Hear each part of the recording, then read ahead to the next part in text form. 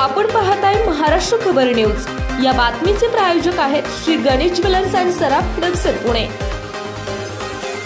नोकरी मिळवण्यासाठी इंटरव्ह्यू देण्याकरिता काल मुंबईत कलिना इथे एअर इंडिया एअरपोर्ट सर्व्हिसेस लिमिटेडमध्ये प्रचंड गर्दी झाली। हजारो उमेदवारांचा जत्था इंटरव्ह्यू सेंटरकडे जात असल्याचं दर्शवणारे व्हिडिओ सोशल मीडियावर व्हायरल झाले होते। काही जण तिथपर्यंत लवकर पोहोचण्यासाठी गाड्यांवर किंवा झाडांवरही चढत असल्याचं व्हिडिओमध्ये दिसतंय। अशी परिस्थिती निर्माण झाल्यामुळे चेंगराचेंगरीसारखी दुर्घटना घडू नये म्हणून यंत्रणेला त्यात हस्तक्षेप करावा लागला।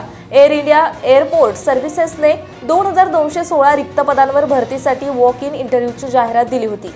ही पदं ॲडमिनची असून या पदावरच्या व्यक्तीला वेगवेगळ्या प्रकारच्या दुरुस्त्या व्यवस्थापन करावं लागतं। तसंच युटिलिटी एजंट्सची भरतीही करण्यात येणार होती।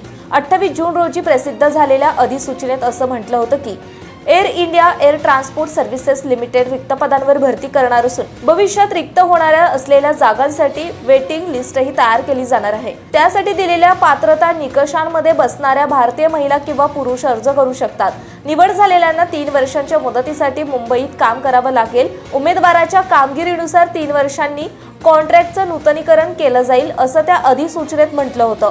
तसंच रिक्त पदांची दर्शवलेली संख्या केवळ अंदाजासाठी दिली असून प्रत्यक्ष गरजेनुसार ती बदलू शकते असंही त्यामध्ये स्पष्ट करण्यात आलं होतं। राष्ट्रपतींच्या मार्गदर्शक सूचनानुसार आरक्षणही लागू असेल आणि प्रत्यक्ष अपॉइंटमेंटच्या वेळेच्या परिस्थितीनुसार ते लागू होईल असंही त्या अधिसूचनेमध्ये नमूद करण्यात आलं होतं।